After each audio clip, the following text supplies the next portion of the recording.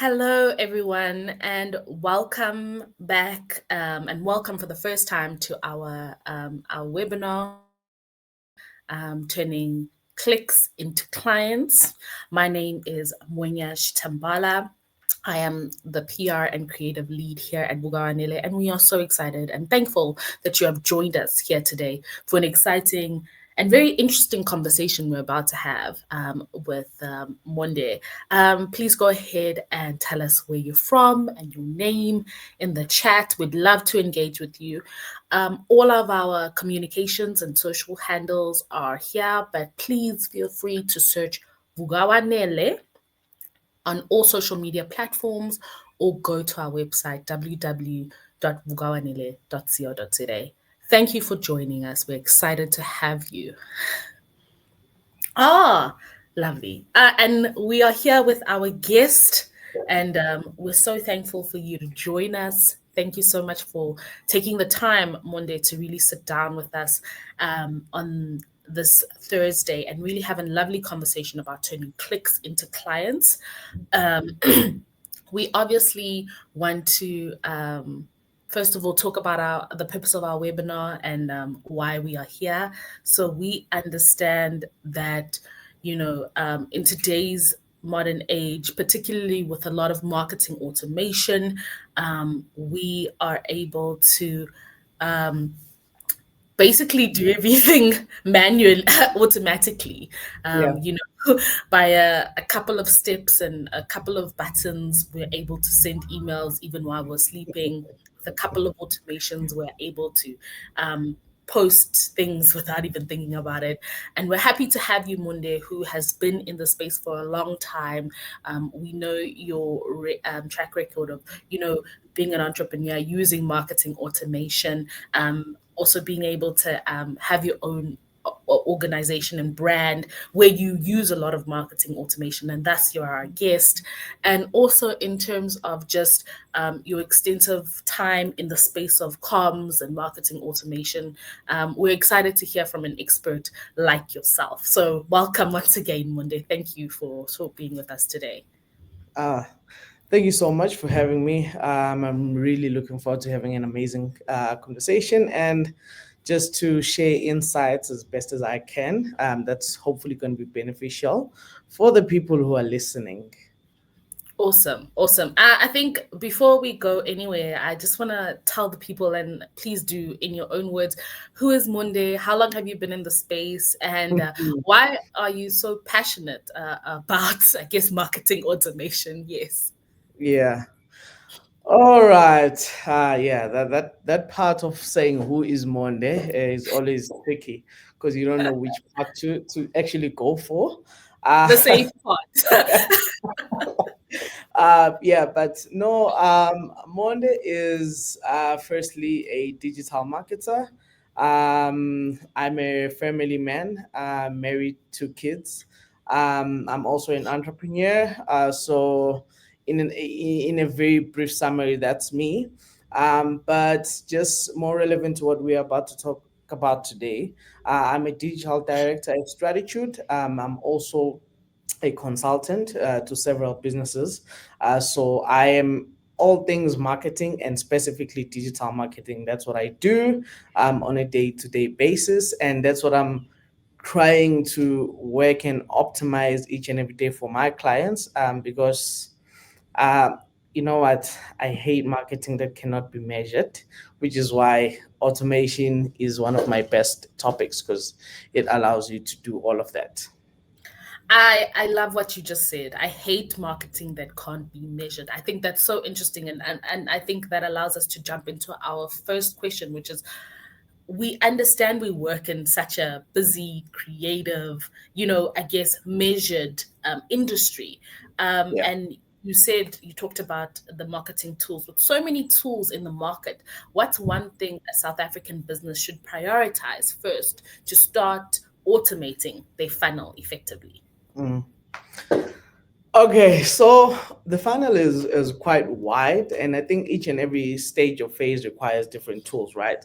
But in summary, I think looking at what you're trying to achieve, measurement tools become essentially important. as you start, because before you even start interacting with your users, optimizing each of the stages, you need to be aware of them. You need to see what is it that they're doing, how they're behaving. So all, at all times, the first step for us is to always look at, okay, for each of the different platforms that we have, what can we measure?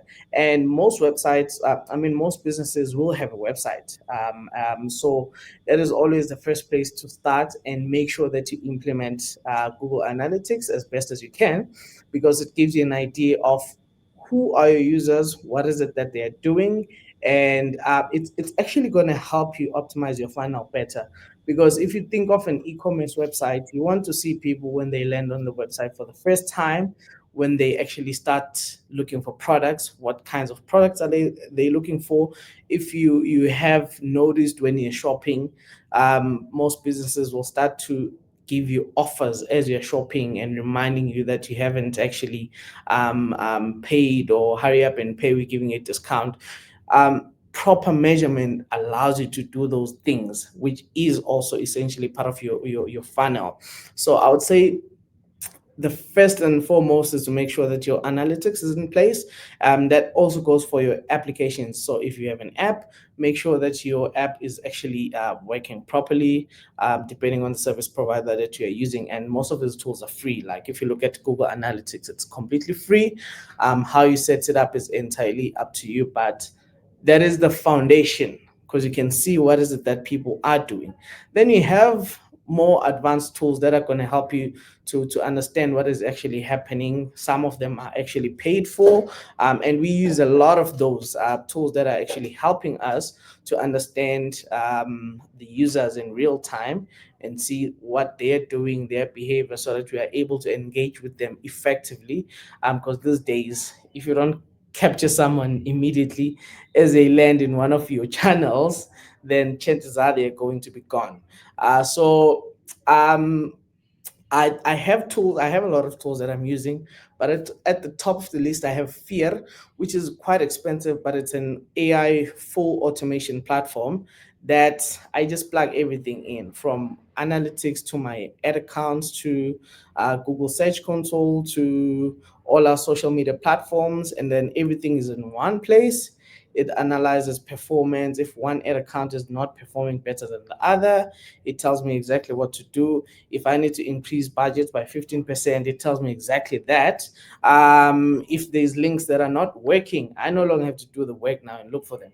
It simply tells me exactly that. So it allows me to really be effective and work less. I know these days the trend is to work a lot more, but I still need to get home and spend time with my family. So I'm not going to be able to do that if I have to work on a lot of other things. Yeah, but I think I can dive in deeper in terms of the number of tools that are good for people to look into, depending on the business case and what is it that you're doing. But there are a lot of tools out there. Interesting. You've said a lot. I mean, just jumping into it, and I think it's really great. I like some of the points that you made in terms of it's true. I think everyone uses WhatsApp now, and even when you were talking about your grocery list, in terms of how your checkers and your Woolworths will be like, there's a special on milk because they Yeah. know you're a consumer of that. There's a special on, butter or whatever, kind of thing. So that's very interesting. You spoke about this very expensive but very effective automation tool called Fear, if I'm correct. I not to make a pun, but it sounds very fearful because if it does everything, how do we then ensure that people are less afraid of marketing automation? I guess the things that would have been done by, I guess, an IT specialist or someone who is in the field of just ensuring that they can pick up the bugs, they can respond to the the messages that is now being done by one full automation and machine. How are Mm. we able then to ensure that we still need humans to help Yeah. with such a huge and effective automation? So you'll never stop needing humans, and in my view is that the more automations you have, the more humans you need. Because when you do certain things faster, you actually need people to back it up, right? So when you can handle sort of repetitive tasks and free your time, that doesn't mean you get to chill. It means you can spend more time with your clients. You can spend more time with your customers. You can improve customer service when you get that additional time. And from a marketer's point of view, it also means I get to spend a lot of time on the creative thinking, on the strategic thinking, on directing the team and looking at ways to improve user experience. So often it's the other way around. When you implement these tools, yes, I know I can technically do work for like three, four people, right? But my brain capacity can only take so much when it comes to strategic thinking, creative thinking, implementation, because there are certain things that still need humans. If you look at um, what the brains are doing, let's say right now, I can easily pick up errors, I can easily pick up things that are broken and not working. Where we should be spending money or in terms of campaigns, where we should be optimizing them. But that does give us an opportunity as the team now to say, hey, now we have time to actually go out there and create better content, spend more time with our clients. What we've done sometimes is that we'd go spend a day with the client just to be involved on their day-to-day operations to see what is it that they do, the conversations that they're having, so that we can take all of that feedback into our messaging as part of our campaigns, and improve them. So the work doesn't stop, but it means now you can spend time into more impactful work. And they sometimes you have to look at businesses like, I think 60/60 is a perfect example. Now that they have a lot of automations, they understand their users and customers better, it means they are getting more orders, and someone has to fulfill those orders. A couple of years ago at Checkers, you'd have people, the cashiers, and you'd have what is it? What are they called? Those people who putting up the items on the shelves and so on.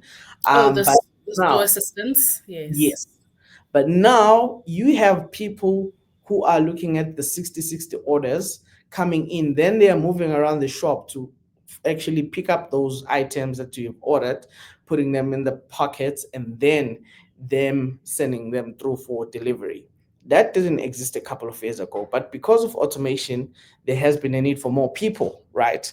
So instead of long queues, there's shorter queues in the physical store, but actually in terms of products going out, there are more products being sold. You have drivers that are on the scooters, always on a fast and a furious on the roads there. But yeah, you have all of that. If you look at your, I think of a McDonald's, they have those self-service counters now. The Uh, self-service stand. Yes. yeah, the stand. Now that exists, people don't need to go to the cashier. But that also ultimately means when people are making the orders themselves, it's quicker, it's faster. The food needs to be prepared much quicker as well, because I don't want to be spending a lot of time waiting for my order. So now all of those people who are working as cashiers are kind of moving to the background and preparing the food, helping to make sure that everything moves faster. And I don't even want to talk about the maintenance part of it. The I think there's always, like, when you have automations, there's always legal implications as well. I do feel like that also creates more work for the legal industry, for IT as well, because they have to safeguard the companies, the companies from these platforms, to make sure that they are actually doing what they should be doing the right way, because there's always risks. So for me, there's always balance, but at the same time, this allows us to be more effective, more impactful, and work less. I think that's the most important thing, where we we kind of don't want to the idea that you're going to be doing less is sort of bizarre, but it's actually important if you want to be making the right decisions during the day, especially when you are a decision maker. You really need the brain capacity to actually make those decisions. Your design team needs to spend less time trying to analyze which video performed better, because AI is doing that for them, and spending more time on thinking creatively. So there's that balance where you get more time to do the impactful work. Wow. I again, such a really good and I think fulfilling answer. Again, just want to unpack it for our audience a little bit, So we've mentioned two examples, and I really want us to press on the automation for Checker 6060. I think it's a great conversation to have, or example to use, because of the fact that their online system has really like doubled and tripled to the point now that now we have automated trolleys, which I'm Yeah, assuming will even help those 6060 sorry, quote unquote runners in the stores, yeah, because all now they need to do is drop, drop, drop, person at home sits and stuff like that. And with automations, like we mentioned in the beginning, you talked about the automation FIA and other automations that can be used. I guess I want to dive into my next question, which is many South African businesses are still catching up digitally, not Checkers. Maybe we're catching up to them. What's the biggest mistake you see companies making when building a funnel, and how can they avoid it with limited resources? So maybe talk us through some of the tools that companies can avoid with limited resources. Thank you. yeah. That is quite a good point. I think the most important thing is, if you're a small company, or startup company rather, that doesn't have a lot of resources, try to stay away as much as possible from tools that are expensive, because at the end of the day, you need the cash flow to sustain that. It needs to make sense for your business. You know what? I'm gonna go to ChatGPT. I know that people always freak out when you mention ChatGPT, AI, this and that, but this is one of the best tools that is out there. How does it help you?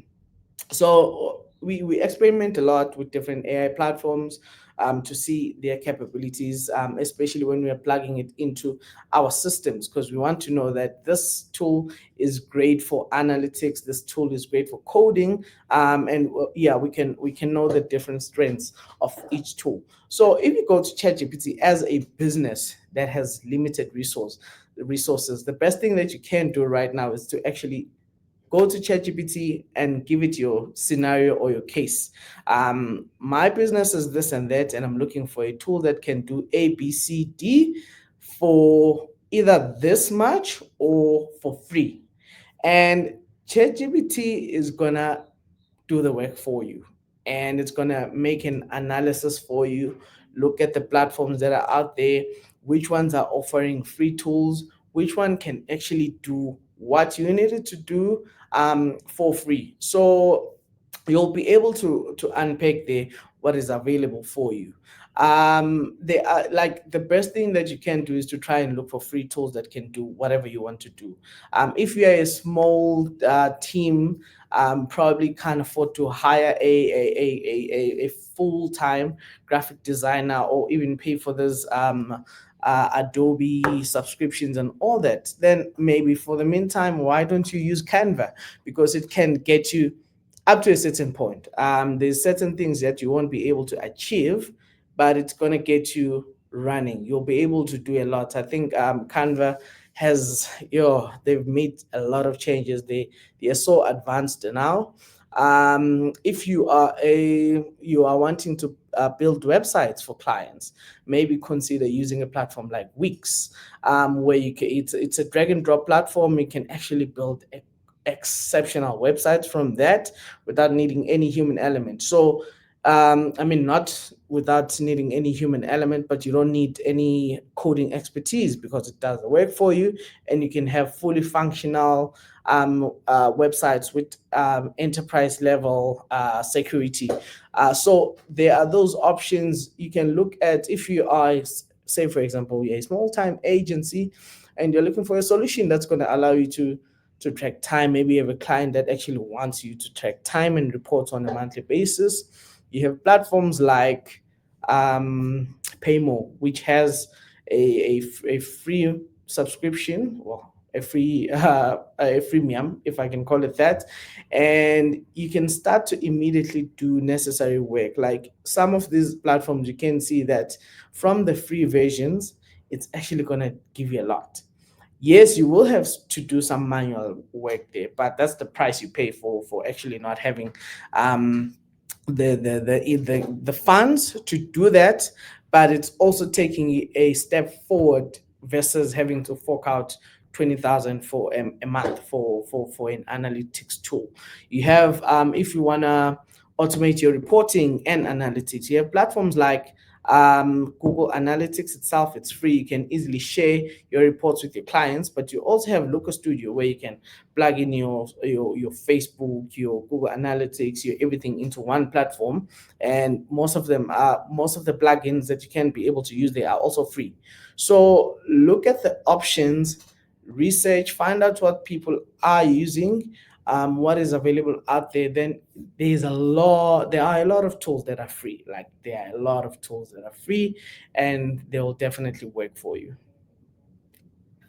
I like, you're absolutely right, and I like what you said. There are a lot of tools that are free, and as Vugoanele, as an agency, we also ensure that we are also moving with the times. And you've mentioned some really, really great tools. You know, Yeah, ChatGPT, Canva, Wix, Google Analytics, all of them, which do have, yes, a free version.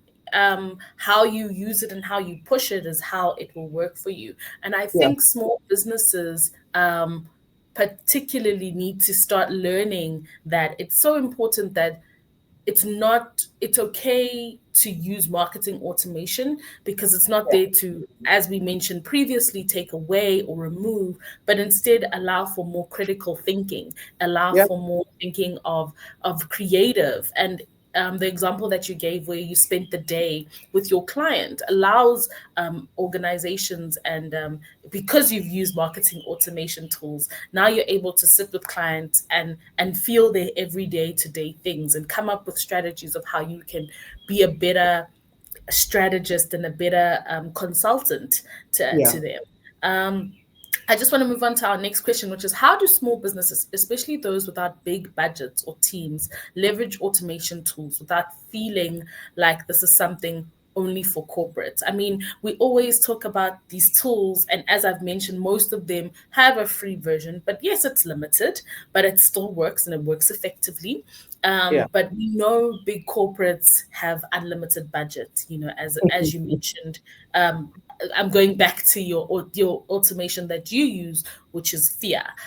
So how do small businesses get away from the I can't, okay, I have this, I use, let's just say, for example, I use Canva, but it's only Yeah. very limited. I can't do the amazing graphics. How do small businesses get out of that mindset of saying, okay, fine, I must still push into automation and push into marketing funnels and using automation, but I may not have the budget to perhaps start paying for Canva Pro.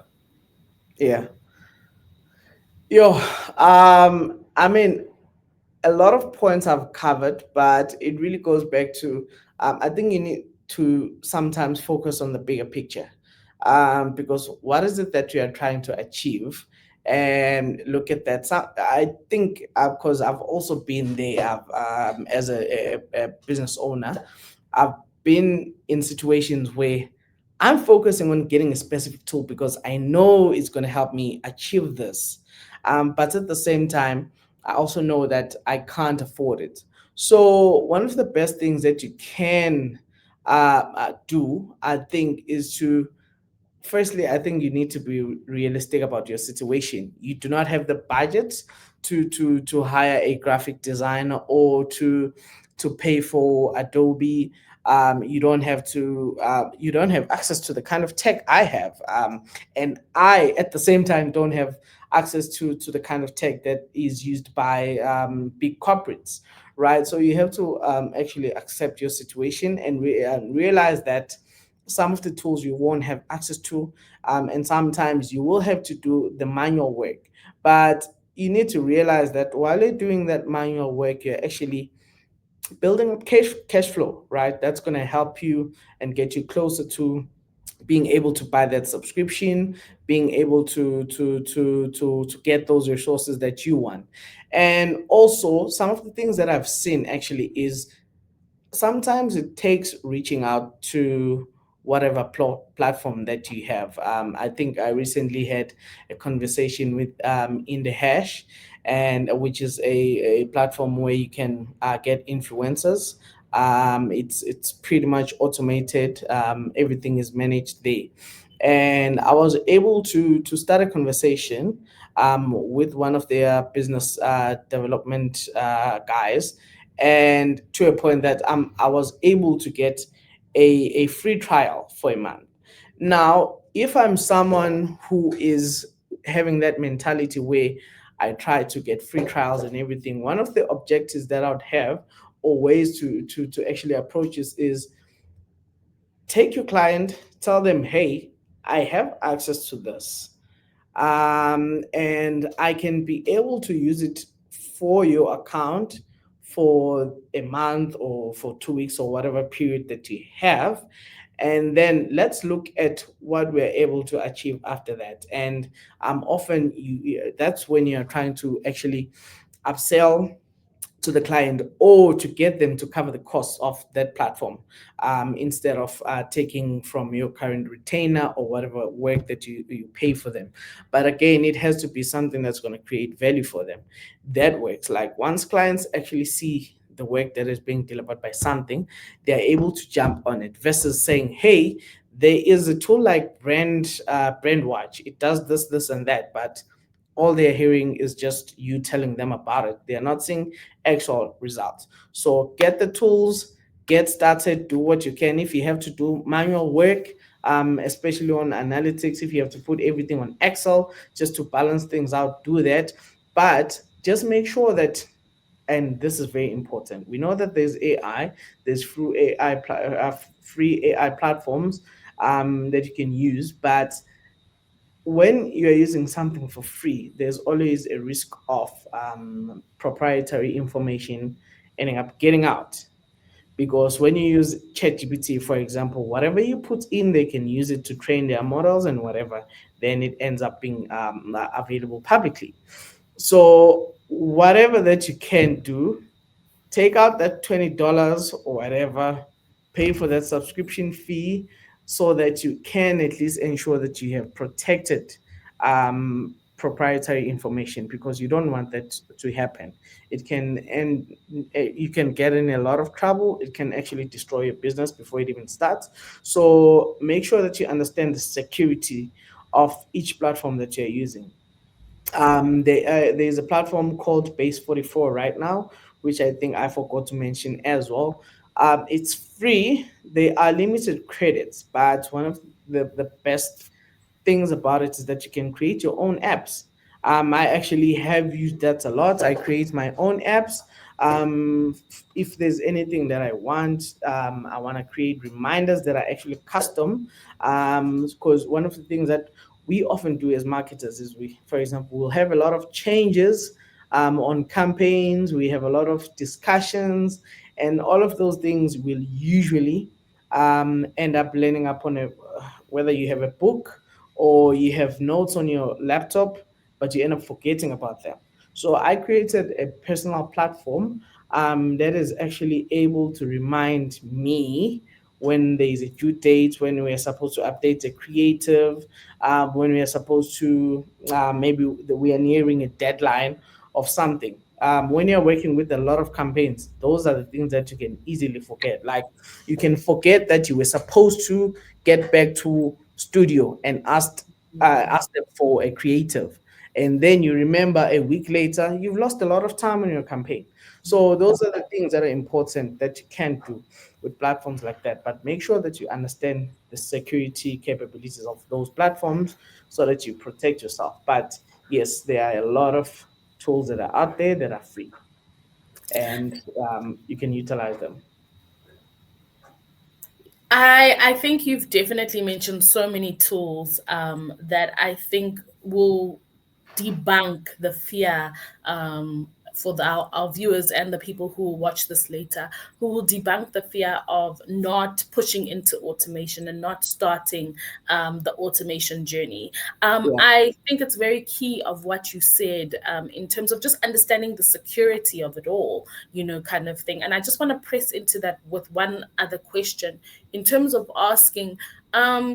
It is true now that the stuff that you prompt ChatGPT can actually be used against you a little bit. I've heard it recently that now it's even on Google. We're on Google search, even social media platforms like um, Instagram. Now we all of our Instagram, it's no longer just searching your name and looking at your feed on Google, but now it's searching your name, and Google can even tell you, oh, this person lives here and works there and all of those things. So we're becoming a smaller and smaller and smaller world because of marketing automation and AI and all of these things that are pushing us forward.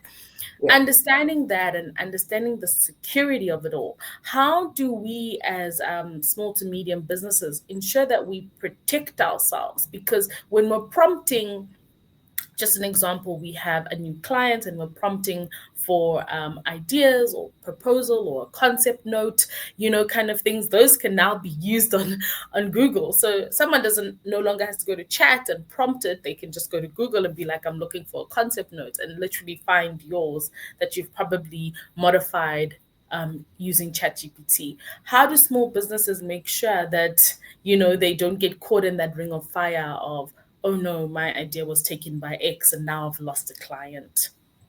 Mm, okay, that is actually quite interesting. The reality is, and I don't want to say this coming out of a like maybe what might seem negative, but if you can go right now and think of the most unique business name and go type it on Google, chances are you'll find it's there, even though it's the most unique name that you can think of. The most unique idea you can probably come out with is most likely out there. So there's a perfect chance that whatever that you search for, someone else has searched for, someone else has asked the same questions that you're actually asking, and there's that, right?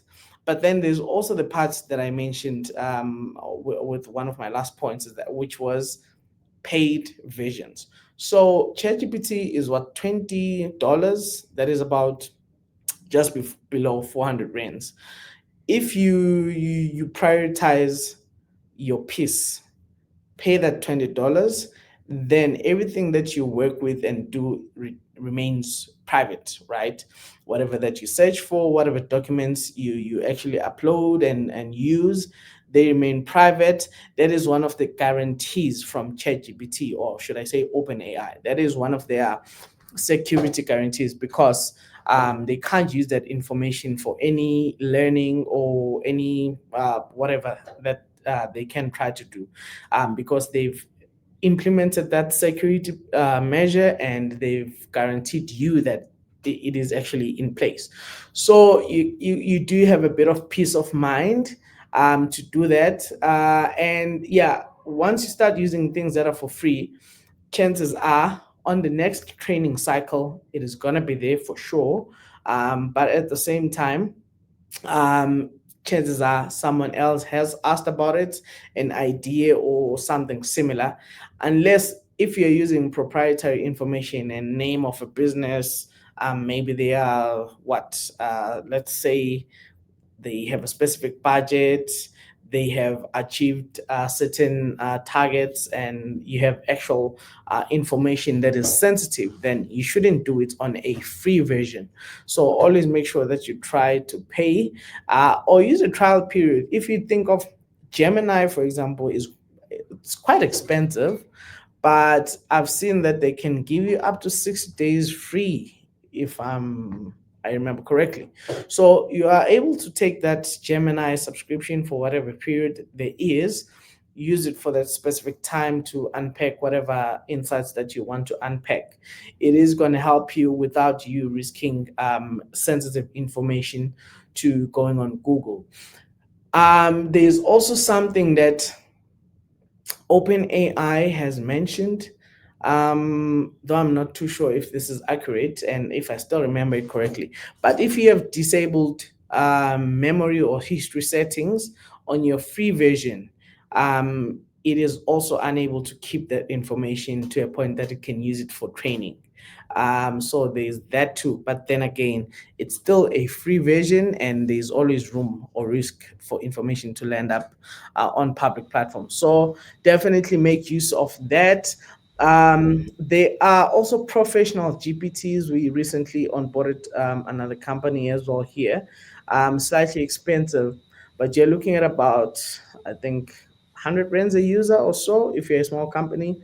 So if you have a team of 10, that's probably like 1,000 rands a month or less, where they actually have proper AI platforms that are actually plugged into the normal or common uh, AI platforms like ChatGPT, Gemini, that you can use safely, and it protects your information as well. So you can also look at those solutions for business solutions. It's tax deductible, if I remember correctly. But then again, it's just trying to figure out those options because it's a tax deductible expense. So it should at least get you somewhere. I like what you said. You know, if you like peace, spend the less than 400 rand. Yeah, no, Because do that. because I think it is important. We cannot deny that automation and AI is taking over. And I guess it leads me to my next question, which is, which stage of the funnel do you see South African businesses overlooking? And perhaps it's a little bit about the security, which you've mentioned, Yeah. the most awareness, conversation, or retention, and what impact does that have on growth? So we have spoken about security. We've also spoken about free platforms. We've also spoken about expensive platforms. What is someone who is watching this and going to actually take the information that you have so graciously given us today and take the first step? What is something that they shouldn't overlook when they're starting this tool, this journey, sorry, of funnels with automation? Okay, that is actually quite interesting, and I always find that different businesses will have different problems, and the foundation is what I've seen being the biggest problem. That is at the awareness stage, or the awareness stage of the funnel, where the idea of that stage is to get people to actually know you, especially if it's a new brand, to know you, to see you, to connect with you, to understand your business. One of the things that I'm seeing a lot of businesses doing, especially, so this is more relevant to newer businesses, they jump into leads. You'll get a new business. They say, I have this target and this is where I want to get. Can we go straight into the conversion stage where they are wanting to get business, which is always bizarre and crazy because you need information to work with. When you start with awareness, you are getting the brand out there, you get people to engage with it, you get to test, you get to learn a lot about what information do people find interesting. You get to play around a lot with the creatives, like what is it that they are more responsive to. And you also get to see how is their behavior when they get to the website, or across your different platforms. You will find that it is also initially, like when businesses are starting out, you find that a business is already talking about email campaigns and all that. But how are you going to get to email campaigns when you have no database to work with? So you need to do the foundation right, make sure that people know you, people connect with you, and then you can start gathering personal information, data, and all of that. And this strategy will always allow you to actually measure how ready are you to move on to the next step. Because before you start making certain offers, people need to understand your business. They get to your website, they engage with it, and then you'll get a few that are actually sending through their information. One of the best ways that you can do to progress people to the next stage of the funnel, you'll find, let's say you are selling cars, right? And then you put your brand out there, you put your car, you make it fun, you make it relatable, you're using the most relevant or trending music that's out there to make people to actually see the brand and pause and actually click on your ad. Then they land on the website. That's where you start capturing information. um, and one of the ways you can do that, for example, is to look at, on your funnel, you have a car, you have features, this is what it does, and so on. Often you can easily start gathering people's information by introducing a form. Like if someone wants to download a brochure, only ask for their email address. This is not a lead. This is you getting personal information so that you can use it to progress them to the next stage. So just an email address, just the name, simple and straightforward. People are not going to feel like they're doing a lot of work when they have to do that. Then they give you their email address. Then now you're starting to collect leads, right? That you can use later on. But then again, I wouldn't call this a lead because this person has only downloaded your brochure. Now you start to interact with them via email and just to show them what is happening. If you have um, what a show day in one of your dealerships, for example, you invite them to come there, then you keep on progressing them, but get the foundation right, which is the initial awareness stage. And then the second biggest problem, okay, not the second biggest problem, but still within the awareness phase, is that you find businesses not implementing their tracking right. They don't even have, for example, a Meta Pixel setup, so there's no relationship or there's no information that they are actually feeding back to Meta in terms of how people are performing and engaging once they land on the website. So if you don't get your tracking right, you don't know anything about those users. So you can't then use whatever findings that you would have gotten to the other stages. So there's that part. And then I think the second most important one is the conversions action phase, where now you want people to actually take the last action or the final action. I see there's always a problem, especially when it comes to the messaging. And I want you to think of it like this. You have an e-commerce shop and you have someone visiting or seeing your brand for the first time. Let's say using through one of your ads, right? And then out of interest, they go to the website and then they see, oh, you're selling those cool sneakers. It's a new brand, and whatsoever. And they just keep on visiting your website from time to time. And then they start to add products onto their cart. Surely your messaging has to start changing. Like if someone stops doesn't end up paying for their card, when they see your next ad, it cannot be the same ad that they saw when they saw you for the first time. They are not going to convert, because now you need to introduce urgency. You need to give them exciting offers like, hey, pay now, get 10% off, do this, get this off, get free delivery, and so on. But most brands will use the same messaging.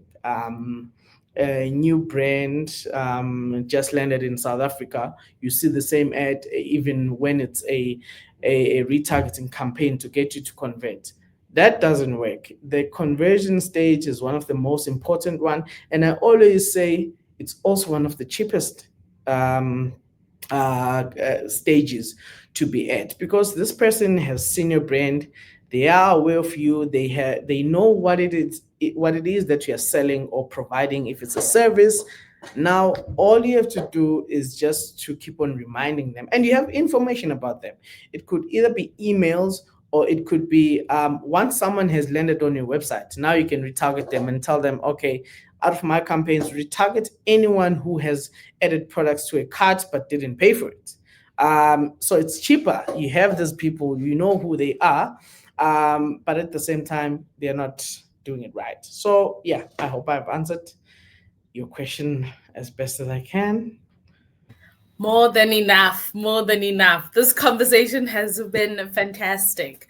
Um, I really want to give some time, and we're moving on to now our comment section. I feel like Yeah. thank you all for staying so far and really engaging with us. Keep the comments coming. Um, and I think we're just going to dive into some of the great comments that people are enjoying the conversation. But also, I think the biggest one that I can see from my side is people really want you to break down the first one, the fear.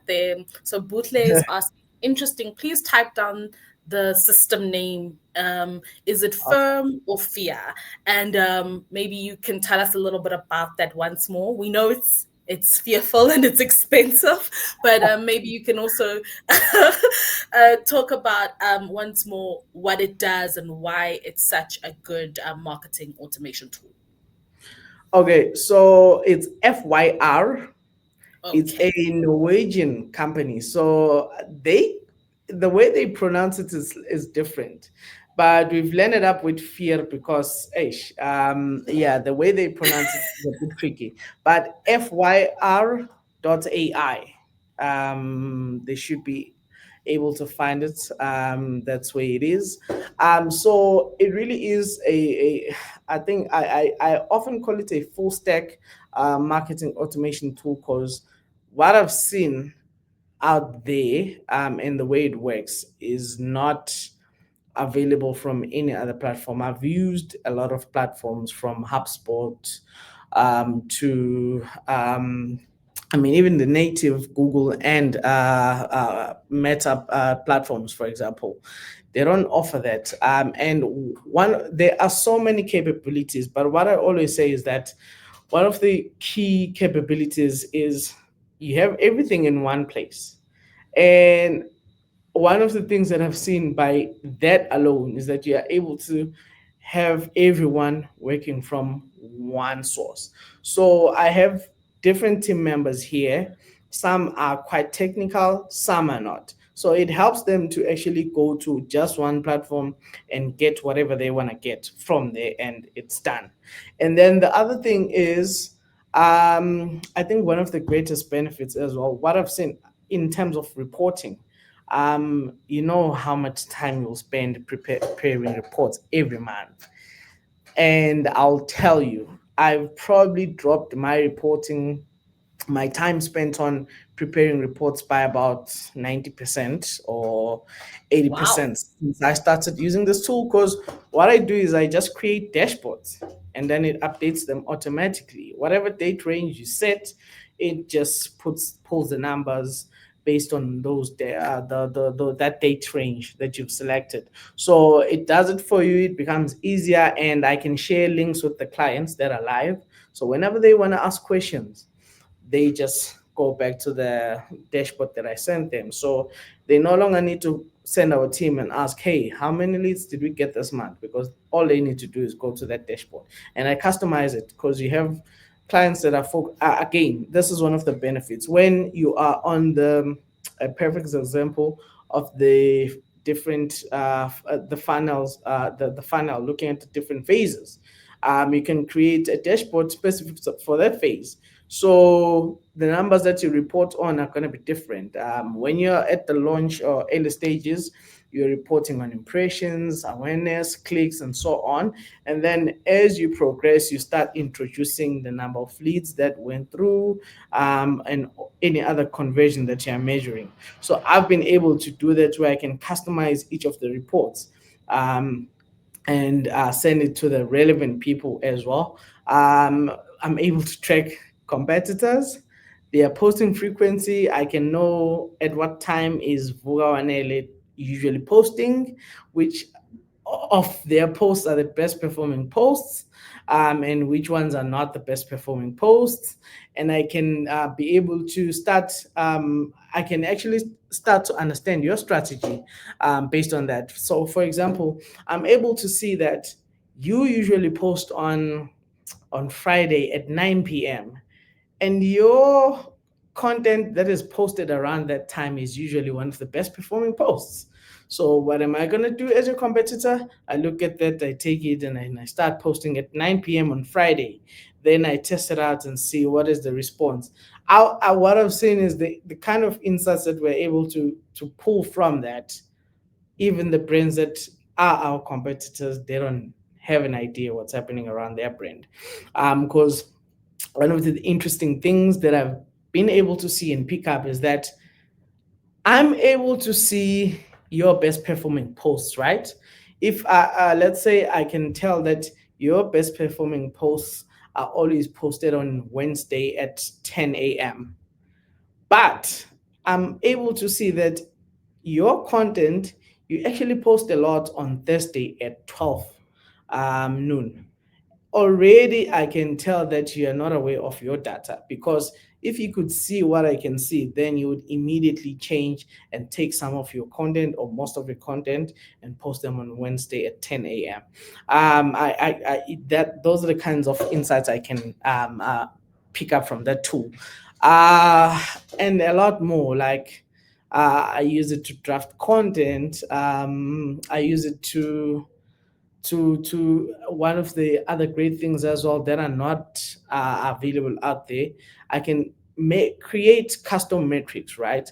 So I'm a very data driven marketer, that also obviously prioritizes creativity, but whatever we need to do has to be backed up by data. So I'm able to do certain calculations that you would have to do manually on Excel if you are aware of those calculations, that give you insights.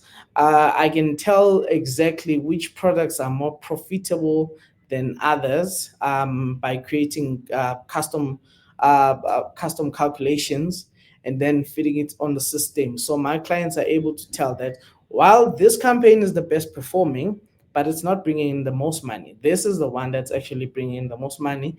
Can be able to make decisions based on that. So I have those tools that I'm actually utilizing right now, that are quite exceptional.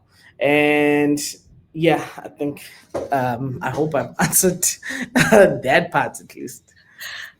Yes, you have. Another question we have is there a tool that can automate quotations? Um, Automate quotations. Uh, I think I've seen a few. I think Paymore is also one of those tools that can actually create quotes for you. But I'd actually want to understand, by automate quotations, what do you mean? And I'm asking this in a sense that you create, each and every quote is different. So most likely you have to put in the information, you'll have to capture whatever the contents of each and every quote is going to be different. So you have to, I just don't remember this tool that I've used for a very long time, but then that's more on creating invoices and quotes. They had a free version as well that you could use. Again, the best suggestion would be to go on Google, or ChatGPT, to look for a free solution that can do that, and I'm very confident it's going to be available because I've seen them before. So you can sort of like easily print quotes, enter a couple of details, whatever the project is. It allows you to put in your logos, your company information, and your signatures and all that you can be able to do.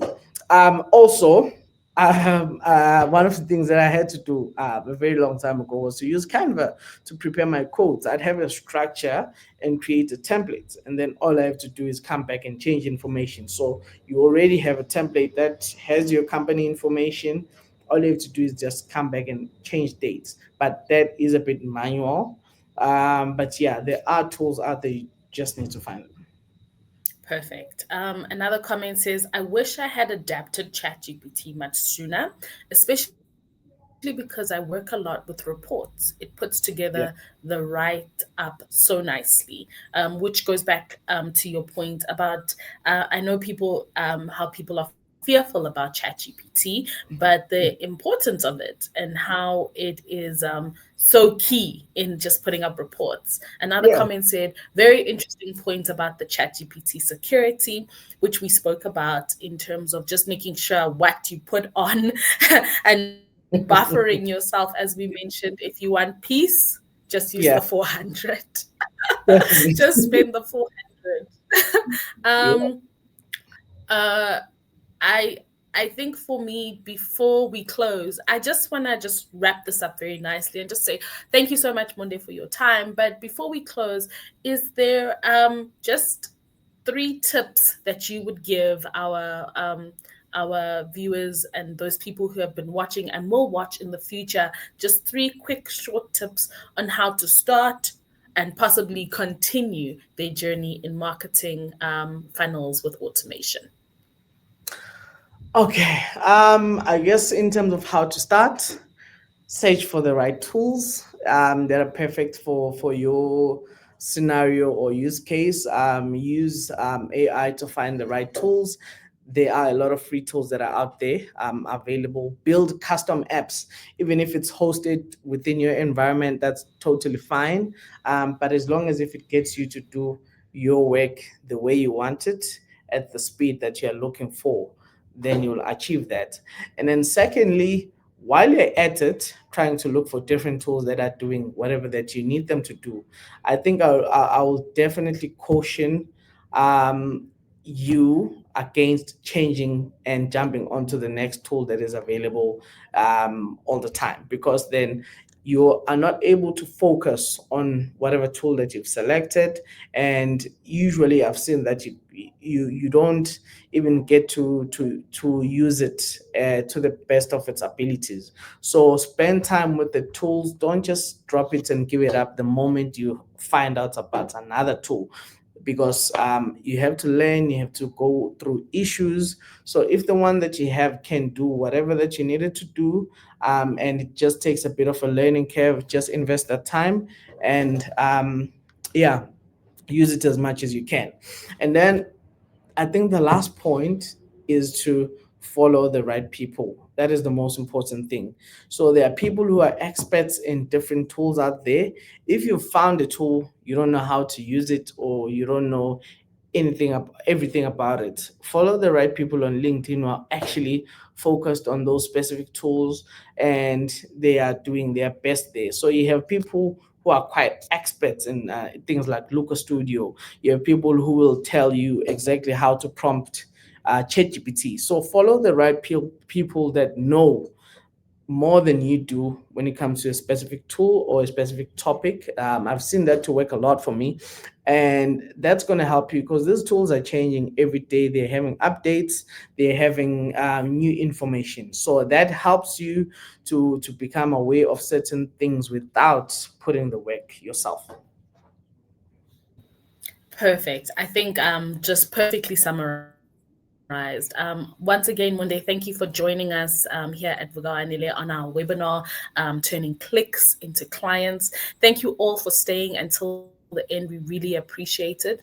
If you would like any other information about Monday or Vugawa Nile, as mentioned, please go to the website www.vugawanile.co.za. You will find us on all social media platforms, Facebook, X, Instagram, and LinkedIn. Once again, Monday, thank you so much for your time. Thank you, everyone, for staying this long. And I hope you enjoyed our webinar, Turning Clicks into Clients. Take care. Thank you.